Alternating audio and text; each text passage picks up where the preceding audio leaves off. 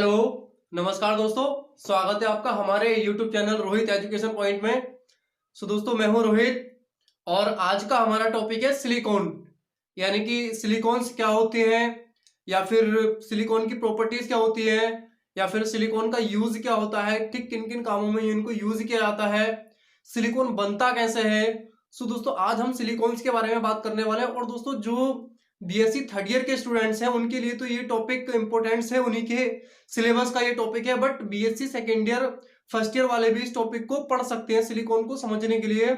और मतलब सिलिकॉन्स को जिसको समझना है वो हमारी वीडियो को लास्ट तक देख सकता है। ठीक, दोस्तों करते हैं स्टार्ट। देखिए आज का हमारा टॉपिक है सिलिकॉन्स। ठीक है, सिलिकॉन्स यानी कि सिलिकॉन्स क्या होते हैं। देखिए पहली बात तो ये है कि सिलिकॉन्स जो है वो कौन से पॉलीमर्स होते हैं। ठीक, तो दोस्तों हम आपको बताएं कि सिलिकॉन्स जो होते हैं वो इनऑर्गेनिक पॉलीमर्स होते हैं। क्या होते हैं? Inorganic polymers. ठीक, दोस्तों सिलिकॉन्स होते हैं वो इनऑर्गेनिक पॉलीमर्स होते हैं और इनके अंदर जो चैन पाई जाती है ना, इनकी जो सिलिकॉन्स की जो चैन होती है दोस्तों, जो चैन्स होती है वो होती है SiO(Si). ठीक, इस चैन को बोलते हैं silicon oxygen silicon linkage polymers. ठीक, और दोस्तों अगली बात जो इसका फॉर्मूला होता है, जो सिलिकॉन्स का एम्पेरिकल फॉर्मूला होता है ना दोस्तों, जो सिलिकॉन्स का एम्पेरिकल फॉर्मूला होता है वो होता है R2SiO, जो कि कीटोन ग्रुप के मुताबिक होता है, होमोलोजियस होता है। ठीक, कीटोन ग्रुप अगर बात करें तो R2CO के मुताबिक यानी कि होमोलोजियस होता है। ठीक, होमोलोजियस का हिंदी में मीनिंग होता है मुताबिक, यानी कि ये जो इसका एम्पिरिकल फॉर्मूला होता है R2SiO, वो जो है ना कीटोन ग्रुप यानी कि R2CO के क्या होता है, मुताबिक होता है। ठीक, और दोस्तों अब बात आती है कि जो सिलिकॉन्स होते हैं वो कितने प्रकार के बन सकते हैं, उनका मेथड अगर हम उनका प्रिपरेशन करें तो वो कितने प्रकार से बन सकते हैं। दोस्तों लीनियर सिलिकॉन्स भी बन सकते हैं, साइक्लिक सिलिकॉन भी बनते हैं और क्रॉस सिलिकॉन भी बनते हैं। क्या बनते हैं? क्रॉस, हाँ क्रॉस सिलिकॉन्स भी बनते हैं। ठीक, अब अगली बात ये आती है कि जो सिलिकॉन्स होते हैं मतलब वो कम टेम्परेचर पर ही स्टेबल हो जाते हैं या फिर ज्यादा टेम्परेचर की आवश्यकता होती है। तो दोस्तों आपको ध्यान रखना है कि जो सिलिकॉन्स होते हैं वो हाई टेम्परेचर पर स्टेबल होते हैं। ठीक है ना, किस पर स्टेबल होते हैं? हाई टेम्परेचर पर। ठीक, यानी कि जो सिलिकॉन्स होते हैं वो हाई टेम्परेचर पर स्टेबल होते हैं, इसीलिए इनको हाई टेम्परेचर पॉलीमर्स भी कहा जाता है। ठीक, दोस्तों अब क्या है कि इसकी आपको बात समझ में आ गई कि सिलिकॉन्स कितने टेम्परेचर पर स्टेबल होते हैं, इनका फॉर्मूला क्या होता है, ये कौन सा पॉलीमर्स है। आपको बताया कि इनऑर्गेनिक पॉलीमर्स होता है। ठीक, इनऑर्गेनिक जैसे कि आपको पता है इनऑर्गेनिक या फिर मतलब अगर कोई पूछे कि सिलिकॉन कैसा पॉलीमर्स है तो इनऑर्गेनिक पॉलीमर्स है, ना कि ऑर्गेनिक। ठीक, ना तो ऑर्गेनिक पॉलीमर्स है ये और ना ही फिजिकल पॉलीमर्स है। ठीक, ये एक इनऑर्गेनिक पॉलीमर्स है। उसके बाद मैंने आपको बताया कि इसका जो चैन होती है इसमें किस प्रकार की चैन होती है, SiOS, मतलब SiOSi। ठीक, और इसको जो बोलते हैं सिलिकॉन ऑक्सीजन लिंकेज पॉलीमर्स बोलते हैं। ठीक, और इनका एम्पिरिकल फॉर्मूला क्या होता है और ये किसके मुताबिक होता है, ये R2CO यानी कि कीटोन ग्रुप के मुताबिक होता है। उसके बाद मैंने आपको बताया कि सिलिकॉन कितने प्रकार से बन सकते हैं। एक तो लीनियर सिलिकॉन बन सकते हैं, दूसरे जो है आपको मैंने बताया साइक्लिक सिलिकॉन बन सकते हैं और तीसरे क्रॉस सिलिकॉन बन सकते हैं। ठीक, और ये हाई टेम्परेचर पर स्टेबल होते हैं, इसीलिए इनको हाई टेम्परेचर पॉलीमर्स भी कहा जाता है। ठीक, अब दोस्तों अभी क्या है कि आपको कुछ समझाया जा रहा है, उसके बाद सब रजिस्टर से नोट करा दिया जाएगा। बाकी ये थियोरेटिकल कॉन्सेप्ट है, इसमें बहुत ही ज्यादा थ्योरी है। अब देखिए उसके बाद बात आती है प्रिपरेशन की। दोस्तों मेथड फॉर प्रिपरेशन यानी कि सिलिकॉन्स को बनाने का तरीका। ठीक, तो अब देखिए बनाने का तरीका क्या है, सिलिकॉन्स का जो मेथड्स है, जो प्रिपरेशन है वो 3 स्टेप में कंप्लीट होता है। कितने स्टेप में? 3 स्टेप में। पहला होता है प्रिपरेशन ऑफ हैलाइड। ठीक, दूसरा होता है हाइड्रोलाइसिस ऑफ हैलाइड और तीसरा होता है पॉलीमेरिजेशन। अब दोस्तों देखिए प्रिपरेशन ऑफ हैलाइड जो मैं आपको बता रहा हूं, पहला मेथड प्रिपरेशन ऑफ हैलाइड होता है, दूसरा जो मेथड होता है वो हाइड्रोलाइसिस ऑफ हैलाइड होता है और तीसरा जो मेथड होता है वो होता है पॉलीमेरिजेशन।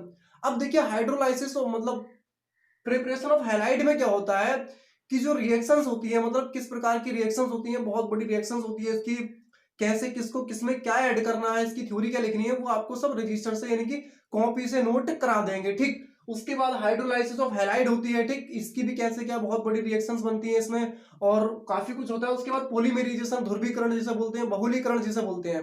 ठीक, तो इसका बहुलीकरण कराते हैं तो इसमें जो बनता है ना दोस्तों इसमें आपके क्या है, लास्ट में सिलिकॉन बनते हैं। इसके अकॉर्डिंग क्या बनता है, एक तो आपका लीनियर सिलिकॉन बनता है, फिर दूसरी स्टेप में जो बनता है वो साइक्लिक सिलिकॉन बनता है, और तीसरे स्टेप में जो बनता है वो आपका क्रॉस लिंकेज सिलिकॉन बनता है। ठीक, अब बात आती है उसके बाद क्लासिफिकेशन ऑफ सिलिकॉन। क्लासिफिकेशन की अगर बात करें तो वर्गीकरण, यानी कि सिलिकॉन का वर्गीकरण। तो दोस्तों जो सिलिकॉन का वर्गीकरण है वो 4 स्टेप में कंप्लीट होता है। कितने स्टेप में कंप्लीट होता है, 4 स्टेप में। ठीक, पहला होता है सिलिकॉन ऑफ थ्रेड्स और या फिर सिलिकॉन ऑयल्स, यानी कि पहला जो वर्गीकरण है वो है सिलिकॉन ऑयल्स। ठीक, दूसरा जो होता है वो सिलिकॉन ग्रीस, यानी कि सिलिकॉन को ग्रीस के रूप में भी हम वर्गीकरण कर सकते हैं। ठीक, जो तीसरा वाला होता है वो होता है दोस्तों सिलिकॉन रेजाइंस। क्या होता है, सिलिकॉन रेजाइंस। और जो चौथा वाला होता है वो होता है दोस्तों सिलिकॉन रबर। क्या होता है, सिलिकॉन रबर। ठीक, अब उसके बाद बात आती है दोस्तों इसकी प्रॉपर्टीज की। ठीक है ना, अभी तो हमने क्लासिफिकेशन की बात करी कि क्लासिफिकेशन जो होता है इसका वो 4 स्टेप में कंप्लीट होता है, और जो क्लासिफिकेशन होता है ना वो रूम टेम्परेचर पर आधारित होता है। ठीक, और 4 स्टेप में क्या होता है, ये कंप्लीट होता है। ठीक, मैंने आपको फिर देखिए दोबारा मैं आपको बताऊं हेडिंग्स। हेडिंग्स अगर दोस्तों आपको याद है ना तो थ्योरी और उनकी रिएक्शन तो आपको खुद समझ में आ जाएंगे। सबसे मेन बात है आपको हेडिंग उस टॉपिक की याद होनी चाहिए सारी। ठीक, यानी कि सारी जो थ्योरी होती है और जो जितना भी मैथमेटिकल कॉन्सेप्ट होता है या जो रिएक्शंस होती है वो हेडिंग्स के अकॉर्डिंग ही होती है। अब जैसे यहाँ पे हेडिंग्स की बात आ रही है सिलिकॉन ऑयल्स, तो इसमें सिलिकॉन ऑयल्स क्या होते हैं, कैसे, मतलब इस हेडिंग के अकॉर्डिंग ही सारी इसकी थ्योरी होगी आगे जब आपको कॉपी से नोट कराएंगे तब। ठीक, अब क्या है कि मैंने आपको बताया कि 4 स्टेप में कंप्लीट होता है, 4 हेडिंग आपकी होगी। अब उसके बाद अगले स्टेप में आती है आपकी प्रॉपर्टीज। सिलिकॉन की प्रॉपर्टीज की अगर बात करें तो सिलिकॉन के गुण। ठीक, सिलिकॉन के क्या क्या कौन कौन से गुण होते हैं, तो दोस्तों सिलिकॉन के जो है कुल मिला के 8 लगभग गुण होते हैं। ठीक, 1 से लेकर 8 तक। ठीक है ना, ठीक। अब दोस्तों उसके बाद बात करते हैं हम एप्लीकेशन ऑफ सिलिकॉन, यानी कि एप्लीकेशन या फिर यूज ऑफ सिलिकॉन। एप्लीकेशन और यूज का मतलब सेम ही होता है, तो या फिर एप्लीकेशन ऑफ सिलिकॉन बोल सकते हैं या फिर हम यूज ऑफ सिलिकॉन बोल सकते हैं। ठीक, अब क्या है कि इसके जो यूज होते हैं वो भी लगभग 8 लाइनों में आपके आ जाते हैं, यानी कि रोमन संख्या में अगर बात करें तो कुल मिला के 8 होती हैं स्टेप, मतलब पहला। ठीक है ना, कुल मिला के 8 लाइनें होती हैं, आप समझ रहे होंगे। ठीक है, तो देखिए अभी तक आपको ये कंप्लीट स्टेप तो समझ में आ गया होगा कि कितनी हेडिंग होती है, किसके अंदर क्या। अब इसको हम डिटेल में समझने के लिए आपको हम कॉपी से नोट करा देंगे। ठीक, ये सारी हेडिंग्स हैं, इनकी थ्योरी और इनके अंदर कौन कौन सी क्या रिएक्शंस हैं और कैसे क्या, आपको सारा कुछ डिटेल्स में सब कुछ समझ में आ जाएगा। दोस्तों ये तो होती है सारी इसकी हेडिंग्स बताई गई हैं। ठीक, कौन कौन सी हेडिंग्स हैं, क्लासिफिकेशन में क्या है, प्रॉपर्टीज में क्या है, एप्लीकेशन में क्या है, प्रिपरेशन में क्या है, एक्चुअल में सिलिकॉन क्या होते हैं, सब कुछ ही आपको क्या है कॉपी से हम नोट करा देंगे। ठीक, सो दोस्तों देखिए इसमें क्या है, जो सिलिकॉन्स हैं, अब रजिस्टर से आपको बता रहे हैं सिलिकॉन्स की जो डेफिनेशन बताई थी क्या है। देखिए तो सिलिकॉन्स वह इनऑर्गेनिक पॉलीमर्स है, ठीक, जिनमें SiO2 चैन पाई जाती है, वही जो पहले बताया था आपको। ठीक, उसके बाद इन सिलिकॉन चैन्स को सिलिकॉन ऑक्सीजन सिलिकॉन लिंकेज कहते हैं। ठीक, अब क्या है कि इनका एम्पेरिकल फॉर्मूला R2SiO होता है, जो कि कीटोन R2CO के होमोलोजियस होता है, यानी कि होमोलोजियस की अगर बात करें तो मुताबिक होता है। ठीक, यानी कि ये इसके मुताबिक होता है, किसके, कीटोन ग्रुप के। ठीक, अब उसके बाद मैंने आपको बताया जो कि हाँ इसीलिए इनको सिलिकॉन्स कहते हैं। ठीक, ये लीनियर या साइक्लिक या क्रॉस लिंकेज पॉलीमर्स हैं। ठीक, साथ ही ये हाई टेम्परेचर पर स्टेबल होते हैं, मैंने आपको बताया था, इसलिए इन्हें हाई टेम्परेचर पॉलीमर भी कहते हैं। ठीक, अब बात आती है इसकी प्रिपरेशन की। तो देखिए दोस्तों प्रिपरेशन, सिलिकॉन ऑफ प्रिपरेशन। तो देखिए इसमें क्या लिखा है कि सिलिकॉन्स का प्रिपरेशन निम्न 3 स्टेप में कंप्लीट होता है। ठीक, अब पहला जो प्रिपरेशन होता है वो होता है आपका प्रिपरेशन ऑफ हैलाइड, यानी कि सिलिकॉन के निर्माण के लिए स्टार्टिंग मटेरियल के रूप में क्लोरोसिलिकॉन लिए जाते हैं, जिनकी रिएक्शन ग्रिग्नार्ड रिएजेंट से निम्न प्रकार की जाती है। अब दोस्तों ग्रिग्नार्ड रिएजेंट, देखिए ग्रिग्नार्ड रिएजेंट जो होते हैं वो होते हैं एल्किल मैग्नीशियम हैलाइड, यानी कि एल्किल मैग्नीशियम हैलाइड का जो जनरल फॉर्मूला होता है उसको हम ग्रिग्नार्ड रिएजेंट बोलते हैं। तो देखिए एल्किल, यहाँ पे जो मैथिल है वो एल्किल ग्रुप है, और जो क्लोराइड है, जो क्लोरो है, वो हैलाइड ग्रुप है। तो ये एल्किल मैग्नीशियम हैलाइड है, यानी कि यहाँ पे जो है हैलाइड ग्रुप हमने Cl ले रखा है, तो ये ग्रिग्नार्ड और रिएजेंट भी है। ठीक, तो हमने आपको बताया कि इसमें सिलिकॉन के निर्माण के लिए स्टार्टिंग मटेरियल के रूप में क्लोरोसिलिकॉन, ये क्या है आपका एक क्लोरोसिलिकॉन है। ठीक, यानी कि क्लोरोसिलिकॉन को किसके साथ, ग्रिग्नार्ड रिएजेंट के साथ रिएक्शन अगर कराते हैं तो हमें क्या प्राप्त होता है, वही सिलिकॉन्स प्राप्त होता है। ये आपका बनता है।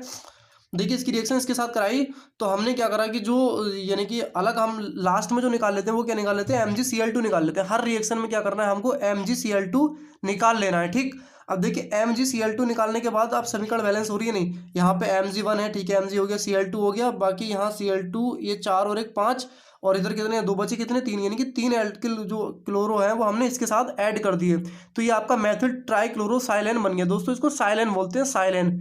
ठीक, अब उसके बाद क्या है, इस सिलिकॉन को ही साइलेन बोलते हैं, मतलब जब उसको सिलिकॉन को किसी बीच में ऐड कर लेते हैं किसी ग्रिग्नाट रिएजेंट में, तब उसको उसका जो नाम लेते हैं वो साइलेन लेते हैं। ठीक, अब क्या है, अगली जो रिएक्शन है दोस्तों वो है जब किसकी रिएक्शन, ठीक है, क्लोरोसिलिकॉन की रिएक्शन, फिर ग्रिग्नाट रिएजेंट, यानी कि यहाँ पे जो एल्किल मैग्नीशियम हैलाइड है, उस एल्किल मैग्नीशियम हैलाइड के हमने यहाँ पे 2 अणु ले लिए। ठीक है, कितने, 2 अणु।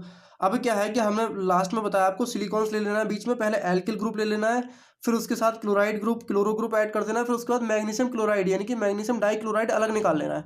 अब देखिए क्या है कि यहाँ पे Mg कितना बंद हो रहे थे, और यहाँ पे 2 यानी कि इसके साथ यहाँ पे 2 से मल्टीप्लाई कर दी तो Mg तो आपके बैलेंस हो गए। अब यहाँ पे क्लोरो कितने हो गए, 2 और 2 कितने हो गए, 4।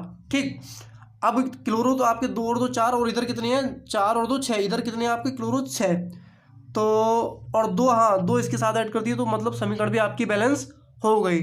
ठीक, और उसके बाद क्या है, हाँ सिलिकॉन, वही मैंने बताया सिलिकॉन क्लोरो या फिर क्लोरो सिलिकॉन की रिएक्शन जब एल्किल मैग्नीशियम हैलाइड के साथ कराई जाती है, यानी कि यहाँ पे अब एल्किल मैग्नीशियम हैलाइड के जो है हम 3 अणु ले रहे हैं, कितने, 3। ठीक, तो यहाँ पे जब एल्किल मैग्नीशियम हैलाइड के 3 अणु ले रहे हैं, तो उसके बाद क्या है कि हमने जब इस रिएक्शन को लिखा तो क्या है, सबसे पहले हमने क्या है MgCl2 को निकाला अलग, और बाकी एल्किल ग्रुप सिलिकॉन क्लोरो, मतलब एल्किल सिलिकॉन हैलाइड बनाना है हमें एक प्रकार से यहाँ पे। ठीक, तो ये आपका ट्राई मैथिल क्लोरोसाइलेन बन गया। ठीक है ना दोस्तों। अब देखिए जैसे मैं आपको बताऊं कि देखिए यहाँ पे है कि अगर हमें बनाना क्या है, ये हो गया आपका क्लोरो सिलिकॉन। ठीक है, ये आपका क्लोरो सिलिकॉन हो गया। हम इसकी रिएक्शन किसके साथ कर रहे हैं, एल्किल मैग्नीशियम हैलाइड के साथ, यानी कि ये तो एल्किल हो गया और ये मैग्नीशियम, और बाकी ये क्या हो गया आपका हैलाइड्स। अब हमें सिंपली क्या करना होता है, हमें यहाँ पे एल्किल और सिलिकॉन हैलाइड बनाना होता है। क्या बनाना होता है, सिलिकॉन हैलाइड। ठीक, और हमें लास्ट में जो निकालना होता है वो MgCl2 निकालना होता है। क्या निकालना होता है, MgCl2। अब देखिए ये समीकरण बैलेंस हो रही है नहीं, अब देखिए समीकरण बैलेंस हो रही है नहीं हो रही है, हाँ, तो यहाँ पे क्या है, समीकरण आपकी बैलेंस नहीं हो रही है, क्योंकि यहाँ पे जो है आपके जो क्लोरो कितने हैं, क्लोरो 1 और 4 कितने हो गए, 5, यहाँ पे क्लोरो 5 है, और यहाँ पे कितने हो रहे हैं, 3। तो आप क्या करेंगे, इसके साथ 3 से मल्टीप्लाई कर देंगे। ठीक है ना कि इसके साथ आप मल्टीप्लाई नहीं करेंगे, इसके साथ आप मल्टीप्लाई कर देंगे 3 से, तो यहाँ पे क्लोरो आपके बैलेंस हो रहे हैं और सिलिकॉन भी सब कुछ बैलेंस हो रहा है। ठीक, अब क्या करते हैं कि जब क्लोरो सिलिकॉन की रिएक्शन उसके एल्किल मैग्नीशियम हैलाइड के साथ कराई जाती है, तो यहाँ पे हम एल्किल मैग्नीशियम हैलाइड के 2 अणु ले लेते हैं। कितने अणु ले लेते हैं, 2। तो यहाँ पे हम 2 से मल्टीप्लाई कर देंगे, 2 अणु ले लिए। अब हमें सिंपली कुछ नहीं देखना है कि हमें वही बनाना है, एल्किल सिलिकॉन हैलाइड। सिंपल आपको सिलिकॉन एल का हैलाइड बना देना है और आपको मैग्नीशियम क्लोराइड बना देना है। अब देखिए समीकरण बैलेंस कैसे करें, तो समीकरण बैलेंस करने के लिए यहाँ पे मैग्नीशियम की संख्या कितनी है, 2। ठीक, और यहाँ पे मैग्नीशियम की संख्या कितनी है, 1। तो आप यहाँ पे जो संख्या लगाएंगे, कुछ भी मल्टीप्लाई करेंगे, तो आप मैग्नीशियम के अकॉर्डिंग मल्टीप्लाई करेंगे, किसके अकॉर्डिंग, मैग्नीशियम के। तो यहाँ पे मैग्नीशियम की संख्या 1 है, तो आप मैग्नीशियम को बैलेंस करने के लिए आप यहाँ 2 से मल्टीप्लाई कर देंगे। किससे मल्टीप्लाई कर देंगे, 2 से। तो यहाँ पे आपके मैग्नीशियम तो इस समय बैलेंस हो गए। ठीक, सबसे पहले हमें मैग्नीशियम को ही बैलेंस करना होता है दोस्तों समीकरण में। तरीका क्या है, आपको एल्किल सिलिकॉन हैलाइड बना लेना है, एल्किल सिलिकॉन हैलाइड बना लेना है। उसके बाद मैग्नीशियम क्लोराइड निकाल देना है अलग। अब मैग्नीशियम को सबसे पहले बैलेंस करना है, तो मैग्नीशियम को बैलेंस करने के लिए हम यहाँ पे 2 से मल्टीप्लाई करेंगे, तभी हमारा मैग्नीशियम क्या होगा, बैलेंस होगा। ठीक, अभी हमने यहाँ पे 2 से मल्टीप्लाई कर दी, तो अब क्या है, क्लोरो कितने हो गए, यहाँ पे 2 और 2 कितने हो गए, 4, और 1 5। यहाँ पे क्लोरो कितने हो रहे हैं, 2 और 4 6, यहाँ पे क्लोरो 6 हो रहे हैं। तो आपको यहाँ क्लोरो 6 करने हैं, तो आपको इसमें मल्टीप्लाई नहीं करनी है। बाकी आप यहाँ पे मैंने बताया आपको MgCl2 ही निकालना है हर रिएक्शन में। तो आप यहाँ 3 से मल्टीप्लाई कर देंगे, 3 से नहीं 2 से मल्टीप्लाई कर देंगे। ठीक, जब आप यहाँ 2 से मल्टीप्लाई करेंगे तो आपकी क्लोरो इस समय बैलेंस हो रहे हैं, 2 और 2 4 और 2 6, यानी कि 2 ये हैं और 4 ये हैं, टोटल कितने हो रहे हैं, 6। मतलब दोनों तरफ क्लोरो भी इस समय बैलेंस हो रहे हैं। अब अगली रिएक्शन जो होती है दोस्तों, अगली रिएक्शन में हम क्या करते हैं, किसके साथ, यानी कि क्लोरो सिलिकॉन के साथ हम किसकी रिएक्शन कराते हैं, एल्किल मैग्नीशियम हैलाइड की। ठीक, तो यहाँ पे एल्किल मैग्नीशियम हैलाइड के हम 3 अणु ले लेते हैं। कितने अणु ले लेते हैं, 3। ठीक है ना दोस्तों। तो 3 अणु यहाँ से हम 3 से मल्टीप्लाई कर देंगे। हमें सिंपली कुछ नहीं देखना, हम आपको करना क्या है, सिलिकॉन्स और ये बना लेना है। ठीक है, आपको ये सिंपल ये तो लिख ही लेना है आपको बस। अब समीकरण कैसे बैलेंस होगी आपको देख लेना। सबसे पहली चीज तो आपको ये लिख लेनी है, alkyl silicon halide, alkyl silicon halide. ठीक है, उसके बाद आपको क्या करना है, उसके बाद जो है MgCl2 लिख लेना है। ठीक, अब समीकरण बैलेंस करने के लिए देखिए एक मिस्टेक हो गई दोस्तों, जो पिछली वाली रिएक्शन है इसमें क्या है, जो CH3 कितनी है 2, तो आप CH3 इसका होल ट्वाइस कर देंगे तो यहाँ पे जो एथिल ग्रुप है, मैथिल ग्रुप है, वो भी आपका इस समय बैलेंस हो गया। ठीक, अब उसके बाद इसको बैलेंस करने के लिए क्या करेंगे, सबसे पहले मैंने आपको बताया है कि आपको एल्किल सिलिकॉन हैलाइड बना देना है, MgCl2 अलग निकाल लेना है। अब सबसे पहले इसमें जो बैलेंस करना है हमें Mg को बैलेंस करना है, यानी कि मैग्नीशियम को। तो मैग्नीशियम को बैलेंस करने के लिए क्या करेंगे, यहाँ पे कितनी है मैग्नीशियम, 3 है, और यहाँ पे 1, तो आप यहाँ 3 से मल्टीप्लाई कर देंगे, इस समय आपके मैग्नीशियम क्या होगा, बैलेंस हो गए। अब हम क्लोरो को देख लेंगे, तो क्लोरो यहाँ पे कितने हो रहे हैं, 3 दूनी 6, यानी कि 2 ये हैं और 3 से मल्टीप्लाई हुए तो कितने हो जाएंगे, 6, मतलब 6 क्लोरो ये है और 1 क्लोरो ये है, कितने हो रहे हैं, 7। अब यहाँ पे क्लोरो कितने हैं, 4 और 3 7, यानी कि क्लोरो यहाँ पे भी आपके 7 है और यहाँ पे भी 7 है, मतलब आपकी जो समीकरण है वो बैलेंस हो रही है क्लोरो की तरफ से। अब बात आती है मैथिल ग्रुप की, तो यहाँ पे मैथिल ग्रुप 1 है और यहाँ पे मैथिल ग्रुप कितने हो रहे हैं, 3। तो आप क्या करेंगे, इसका होल थ्राइस कर देंगे तो आपके मैथिल ग्रुप भी कंप्लीट यानी कि बैलेंस हो जाएंगे। ठीक, अब दोस्तों अगले स्टेप में क्या होता है, देखिए मैं आपको बताऊं, अगले स्टेप में क्या होता है, इन्हीं को उठा लेना होता है हमको। ठीक है, मतलब ये जो बनाया हमने, इस कंपाउंड के साथ हम हाइड्रोलाइसिस करा देते हैं। ठीक, अगली रिएक्शन होती है हाइड्रोलाइसिस की। दोस्तों क्या होती है, हाइड्रोलाइसिस ऑफ हैलाइड, बेंच हिल रही है, हाइड्रोलाइसिस ऑफ हैलाइड। दोस्तों ये लिखा है हाइड्रोलाइसिस ऑफ हैलाइड। ठीक, ज्यादा गड़ा के लिखने से बेंच चल रही है, इसलिए थोड़ा राइटिंग ऐसी है। तो देखिए इसमें क्या होगा, जब इसकी हाइड्रोलाइसिस कराएंगे, किसकी, देखिए ये जो हमने कंपाउंड बनाया CH3, ठीक, तो CH3 और सिलिकॉन्स और एल इसको ले लेंगे। ठीक, अब हाइड्रोलाइसिस क्या कराते हैं, देखिए हाइड्रोलाइसिस जब भी किसी भी कंपाउंड की कराते हैं तो उसके साथ हम वाटर को ऐड कर लेते हैं, समझ रहे हैं ना बात को, किसको ऐड कर लेते हैं दोस्तों, वाटर को ऐड कर लेते हैं। तो हमने क्या करा है कि ये वाला जो कंपाउंड है, ठीक है, ये हमने यहाँ पे लिख लिया है। ठीक है, ये हमने यहाँ पे लिख लिया। अब इसके साथ हम, जब हम इसकी हाइड्रोलाइसिस करा रहे हैं तो हम इसके साथ किसको ऐड कर लेंगे, वाटर को। अब देखिए वाटर को ऐड करने के बाद आपको क्या करना है, सिंपली हमें जो यहाँ पे जो कंपाउंड बनता है हमारा, देखिए हाइड्रोलाइसिस जब भी कभी कराई जाती है तो या तो आपका एसिड निकलता है, ठीक है, एसिड यानी कि एसिड निकलता है, या फिर निकलता है आपका यानी कि अल्कोहल ग्रुप। क्या होता है, अल्कोहल ग्रुप, यानी कि लास्ट में जिसके OH हो। तो यहाँ पे क्या करना है हमको, साइलोनोल बना लेना है। क्या बना लेना है, साइलोनोल। ठीक है, यहाँ पे जो बनना है हमें इस प्रकार से लिख लेना है। ठीक, HCl। ठीक है, अब देखिए इसमें क्या करना होता है, सिंपली हाँ, यहाँ पे हमें जो है ना, यहाँ पे दोस्तों हमको क्या करना है, सिंपली जो है इसका नाम होता है दोस्तों साइलेन। क्या होता है, साइलेनोल, साइलेनोल। अब देखिए इसमें हम क्या मेथड होता है इसका, जब हाइड्रोलाइसिस कराते हो तो सबसे पहली बात तो हमको क्या करना है, एल्किल सिलिकॉन हाइड्रोक्सी नोट कर लेना है, इसको साइलोनोल बना लेना है एक प्रकार से। यहाँ पे हमको OH ग्रुप ऐड कर लेना और यहाँ पे हमको अलग HCl हाइड्रोक्लोरिक अम्ल निकाल देना है। अब देखिए हाइड्रोक्लोरिक अम्ल निकालने के बाद हम आपको समीकरण को बैलेंस करना है। तो इस रिएक्शन में क्या होता है कि हम सबसे पहले क्लोरो को देखते हैं, किसको, क्लोरो को, यानी कि हम क्लोरो के अकॉर्डिंग क्या है, हम रिएक्शन को बैलेंस करते हैं। तो यहाँ पे क्लोरो कितने हैं दोस्तों, 1, और यहाँ पे क्लोरो कितने हैं, 3। तो सबसे पहले हम इस रिएक्शन में क्लोरो को बैलेंस करते हैं। और मैंने बताया इन वाली रिएक्शन में हम सबसे पहले मैग्नीशियम को बैलेंस करते हैं, लेकिन इन वाली रिएक्शंस में हम सबसे पहले किसको बैलेंस करते हैं, क्लोरो को बैलेंस करते हैं। यहाँ पे क्लोरो 3 है, यहाँ पे क्लोरो 1 है, तो क्लोरो को बैलेंस करने के लिए आप यहाँ 3 से मल्टीप्लाई कर देंगे। अब बाकी चीजों को बैलेंस कर लेंगे। तो यहाँ पे हाइड्रोजन कितने हो रहे हैं, यहाँ पे हाइड्रोजन कितने हैं दोस्तों, 2, और यहाँ पे हाइड्रोजन कितने हो रहे हैं, 4। अब देखिए हाइड्रोजन को बैलेंस करने के लिए क्या करेंगे, आप यहाँ 2 से मल्टीप्लाई कर देंगे, हाइड्रोजन तो 4 हो जाएंगे, ठीक है, लेकिन यहाँ पे ऑक्सीजन कितने हो जाएंगे आपके, 2। ठीक है, हाइड्रोक्सी ग्रुप कितने हो जाएंगे, 2। हाँ, तो आप यहाँ 2 से मल्टीप्लाई कर दीजिए। ठीक, जब यहाँ 2 से मल्टीप्लाई कर दी तो हाइड्रोजन कितने हो गए, 4। ठीक, अब यहाँ क्या कर देंगे, आप इसका होल ट्वाइस कर देंगे। नहीं, हाँ, अब ऑक्सीजन 2 हो रहे हैं ना, तो यहाँ पे ऑक्सीजन 1 है, वो ऑक्सीजन को बैलेंस करने के लिए आप यहाँ होल ट्वाइस कर देंगे। क्या कर देंगे, होल ट्वाइस। अब आपके ऑक्सीजन तो 2 हो गए, बट हाइड्रोजन कितने हो गए आपके, हाइड्रोजन जो हो गए वो 3 और 2 5, यानी कि हाइड्रोजन इस समय आपके कितने हो रहे हैं, 5 हो रहे हैं। तो आप क्या करेंगे कि यहाँ पे 3 से मल्टीप्लाई करेंगे, किससे मल्टीप्लाई कर देंगे, 3 से। दोस्तों ये बैलेंस करने का तरीका बताया जा रहा है आपको एक।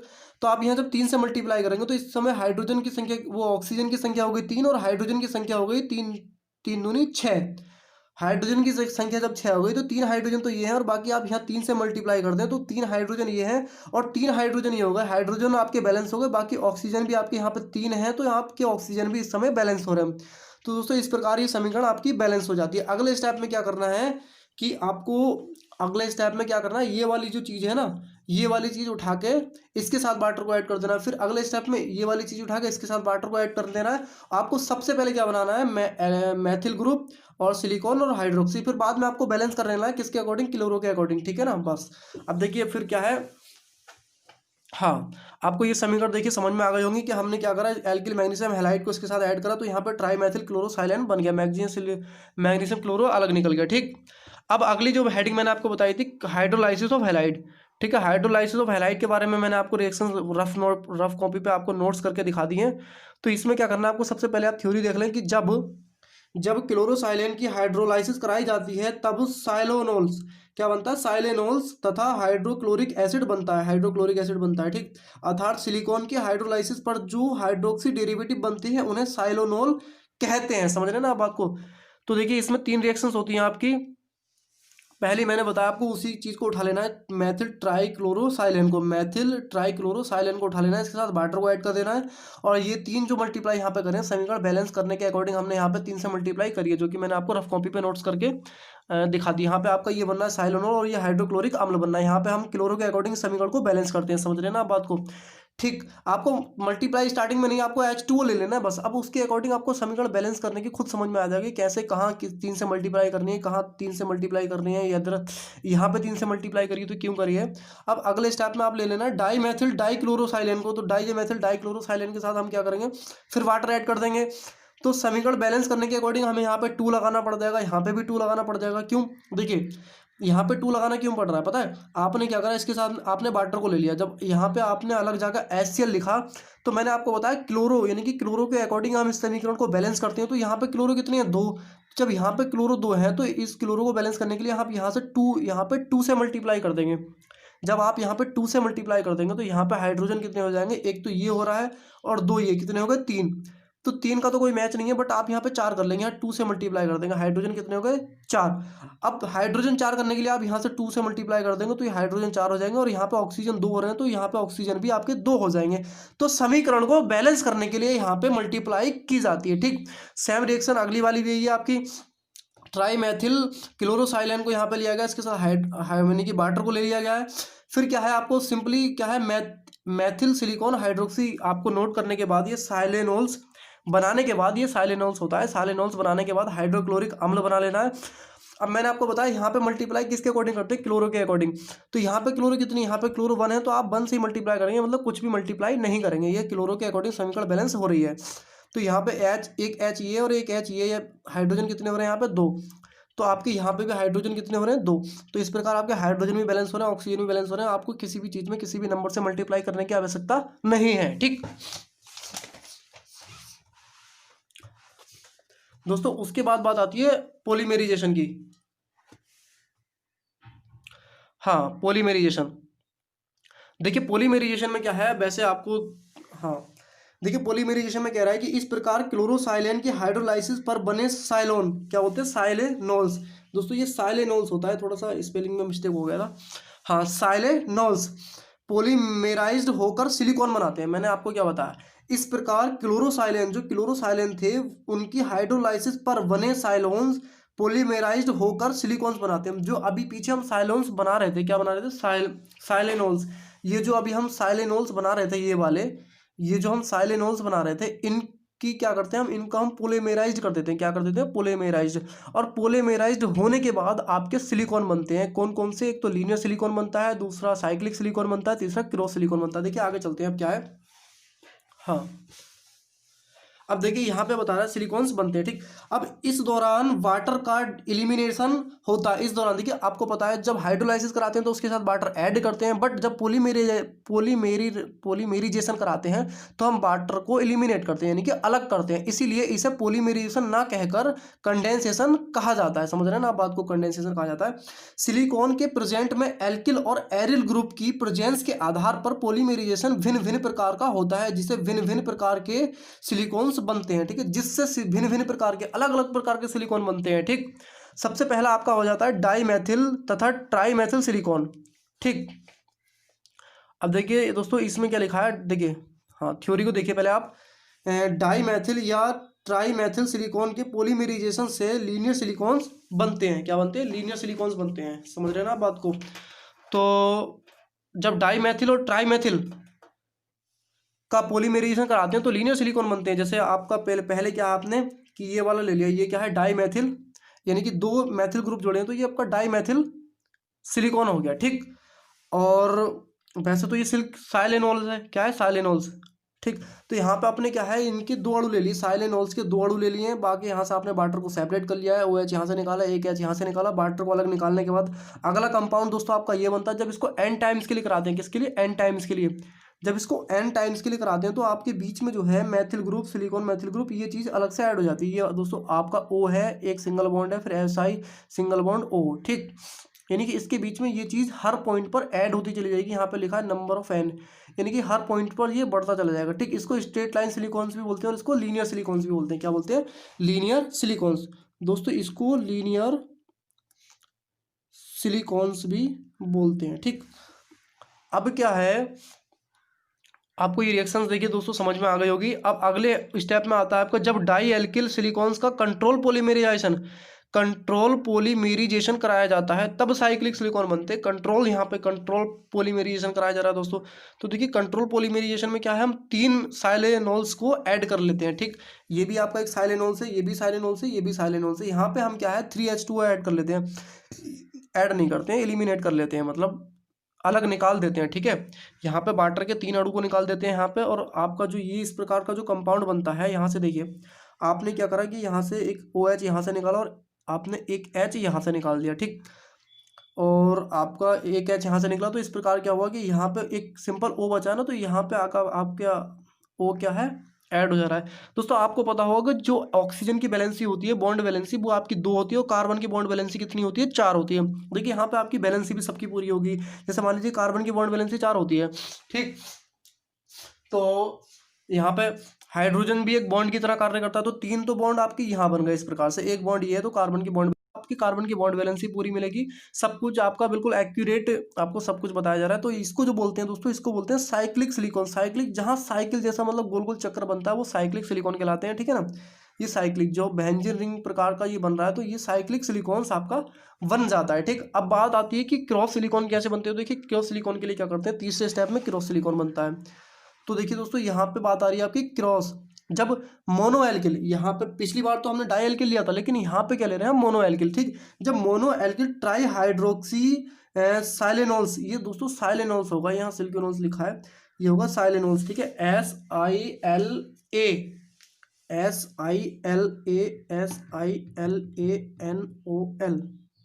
ठीक, हाँ, साइलेनोल्स का पॉलीमेराइजेशन कराया जाता है तब क्रॉस लिंकेज सिलिकॉन्स बनते हैं। यहाँ दोस्तों ये होता है लिंकेज, ये होता है A। ठीक, लिंकेज सिलिकॉन्स बनते हैं। ठीक, साइलेनोल्स A होता है दोस्तों, ये A। ठीक, अब क्या है देखिए इसमें क्या है, हम जो साइलेनोल्स होते हैं उनके 3 अणु, यानी कि 3 आप यहाँ पे मॉलिक्यूल्स ऐड कर लेते हैं। पहला ये, दूसरा ये, तीसरा ये। तो यहाँ से आप एक तो वाटर ग्रुप इन दोनों में से निकाल लेते हैं और बाकी दूसरा इन दोनों में से। यहाँ पे हम वाटर को एलिमिनेट करते हैं, यानी कि यहाँ पे हम 2H2 निकाल लेते हैं। तो आपका ये जो कंपाउंड बनता है ये क्रॉस लिंकेज सिलिकॉन्स बन जाता है। ठीक, अब क्या है, इनके जैसे कंपाउंड को आप और ऐड कर लेते हैं। एक ये कंपाउंड लिया, इसी के जैसा एक और आपने कंपाउंड ले लिया। ठीक, यहाँ पे क्या करा, देखिए आपने यहाँ से HOH निकाला तो O सिंपली आपका ये है और बाकी यहाँ पे SI बचा तो इसके साथ बॉन्ड ला के यहाँ पे SI ऐड हो गया। ठीक, समझ रहे हैं ना आप बात को? ठीक है दोस्तों, कुछ नहीं है, लेकिन ये थोड़ी सी रिएक्शंस बड़ी हैं, बाकी आप समझने के लिए ना तो कुछ नहीं है। ठीक, हाँ, अब क्या करा गया है कि यहाँ पे हमने ये कंपाउंड उठा के यहाँ रख दिया है। ठीक, ये वाला कंपाउंड उठा के यहाँ रख दिया दूसरे स्टेप में। तो ये वाला जो कंपाउंड है आपने यहाँ रख दिया उठा के, फिर इसके साथ इसी के जैसा कंपाउंड ऐड कर लिया आपने। ठीक, जब इसी के जैसा आपने कंपाउंड ऐड किया तो यहाँ पे जो यहाँ पे 3H2 हमने एलिमिनेट्स पार्टिसिपेट यहाँ से ही निकाल लिया। ठीक है, एक यहाँ से निकाला, दूसरा यहाँ से निकाला और तीसरा यहाँ से निकाला। तो आपका क्या है कि इस प्रकार का एक जो कंपाउंड बनता है वो आपका क्रॉस लिंकेज सिलिकॉन्स कहलाता है। समझ रहे हैं ना आप बात को? ठीक है, देखिए इसकी कुछ थ्योरी लिखी है आगे क्या है। इस प्रकार बनने वाले सिलिकॉन्स की चेन की लंबाई, क्रॉस लिंकेज होने की मात्रा और एल्किल एंड एरिल सब्सटेंस का रेशियो पॉलीमर्स के नेचर को स्पष्ट करता है। जैसे सेथिड एंड हाँ सेथिड चेन वाले सिलिकॉन्स केवल लिक्विड होते हैं। ठीक, अब दोस्तों उसके बाद बात आती है क्लासिफिकेशन की। अब बात करते हैं क्लासिफिकेशन ऑफ सिलिकॉन, यानी कि वर्गीकरण, सिलिकॉन्स का वर्गीकरण। तो देखिए क्या है इसमें, सिलिकॉन पॉलीमराइजेशन का क्लासिफिकेशन रूम टेम्परेचर पर उनकी फिजिकल स्टेट पर आधारित है। अतः इस प्रकार मतलब इस आधार पर सिलिकॉन को निम्न क्लासेस में क्लासिफाई किया गया है। ठीक, अब देखिए इसमें चार मैंने बताया क्लासिफिकेशन 4 स्टेप में कंप्लीट होता है। तो सबसे पहली हेडिंग तो इसमें दोस्तों आपकी आती है सिलिकॉन फ्लड्स और सिलिकॉन्स ऑयल्स। ठीक है ना, क्या होती है सिलिकॉन फ्लड्स और सिलिकॉन ऑयल्स, समझ रहे हैं ना आप बात को? तो देखिए इसमें सिलिकॉन फ्लड्स और सिलिकॉन ऑयल्स में क्या होता है कि यह सिलिकॉन फ्लड्स और सिलिकॉन ऑयल्स, तो दोस्तों इसमें देखिए ये आपके थ्योरेटिकल कॉन्सेप्ट हैं, आपको ज़्यादा कुछ इसमें समझाने की आवश्यकता नहीं है, आप खुद सब कुछ देख के लिख सकते हैं, फिर भी मैं आपको बोल के समझा दे रहा हूँ। देखिए डाईमेथिल तथा डाईफेनिल सिलिकॉन फ्लड स्टेट में पाए जाते हैं। इनका सरफेस टेंशन बहुत कम होता है, इनका जो सरफेस टेंशन होता है वो बहुत कम होता है, इसीलिए धातु तथा कांच आदि पर इनकी परत आदि चढ़ाई जा सकती है। मतलब धातु तथा कांच आदि पर इनकी परत चढ़ाई जाती है, यानी कि धातु जो होती है और कांच पर सिलिकॉन की परत चढ़ाई जा सकती है। आपको समझ में आ रही होगी बात? उसके बाद जिन पदार्थों पर यानी कि फ्लड सिलिकॉन की परत चढ़ी होती है उनसे डस्ट तथा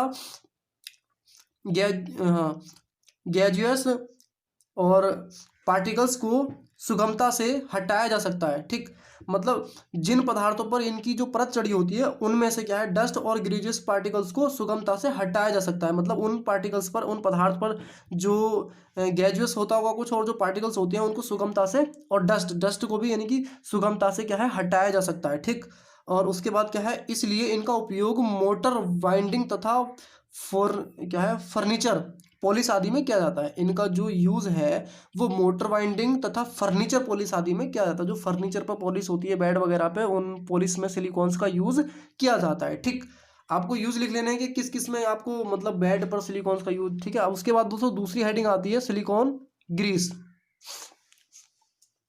देखिए सिलिकॉन ग्रीस में भी आपको क्या है, सिलिकॉन फ्लड में सिलिकॉन कार्बन ब्लैक तथा लिथियम सोएब आदि को फिल्टर के रूप में प्रयुक्त करके सिलिकॉन ग्रीस बनाई जाती है। समझ रहे हैं ना आप बात को? देखिए इसमें बताया गया कि सिलिकॉन फ्लड में सिलिकॉन कार्बन ब्लैक तथा लिथियम सोएब आदि को फिल्टर के रूप में प्रयुक्त करके सिलिकॉन ग्रीस बनाई जाती है। समझ रहे हैं आप ग्रीस को कैसे बनाते हैं? उसके बाद आपकी बात आती है यदि फिल्टर के रूप में केवल लिथियम सोएब, ठीक है, फिल्टर के रूप में यदि केवल लिथियम सोएब लिया गया है तो ये ग्रीस 75 डिग्री सेल्सियस और 150 डिग्री सेल्सियस तक के ताप को सहन कर सकती है। यदि फिल्टर के रूप में केवल लिथियम सोएब को लिया गया तो जो उससे ग्रीस बनी है वो 75 डिग्री से 150 डिग्री तक के तापमान को सहन कर सकती है। समझ रहे हैं आप बात को? इतने टेम्परेचर पर वो पिघलने वाली नहीं है। उसके बाद बात आती है, और यदि फिलर के रूप में कार्बन ब्लैक लिया गया है तो बनने वाली ग्रीस अत्यधिक ऊष्मारोधी होती है, जिसका कारण उसका यूज फर्नेस के गेट्स आदि बनाने में किया जाता है। ठीक है,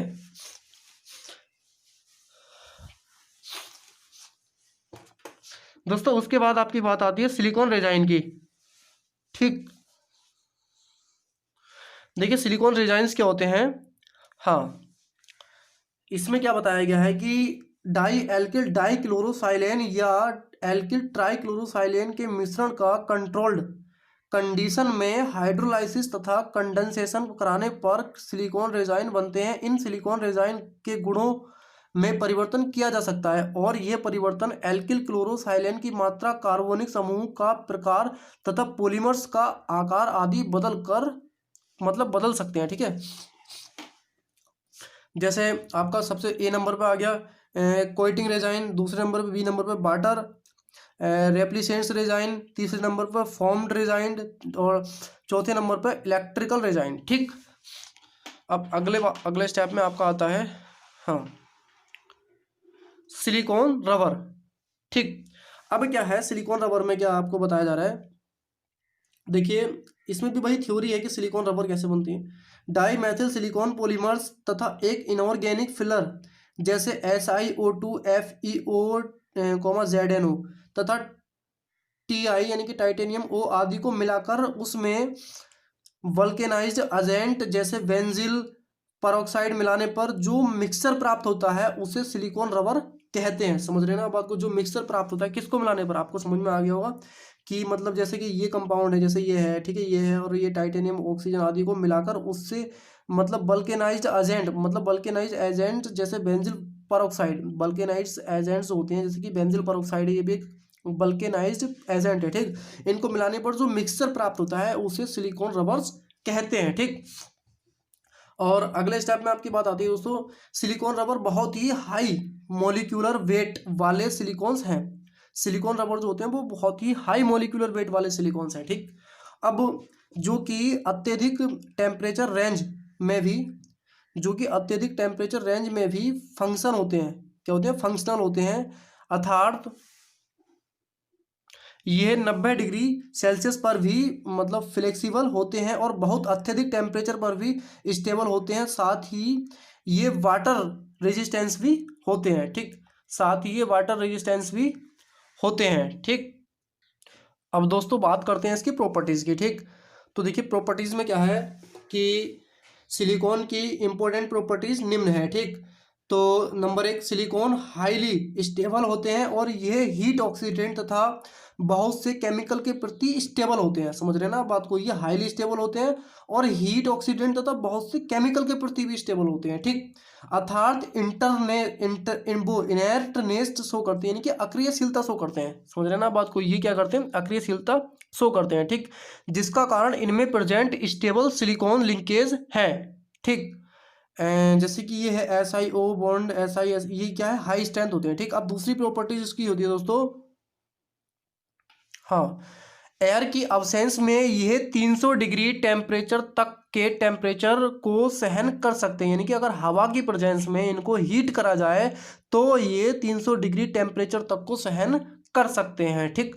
अब तीसरी प्रॉपर्टी इसकी यह है कि ये ऑर्गेनिक एल्किल ग्रुप की प्रेजेंस के कारण यह वाटर रिप्लाइंट होते हैं, ठीक। यानी कि ऑर्गेनिक एल्किल ग्रुप की प्रेजेंस के कारण ये वाटर रिप्लाइंट होते हैं। चौथी प्रॉपर्टीज है सिलिकॉन की थर्मल स्टेबिलिटी, ठीक। सिलिकॉन्स की थर्मल स्टेबिलिटी बहुत अधिक होती है।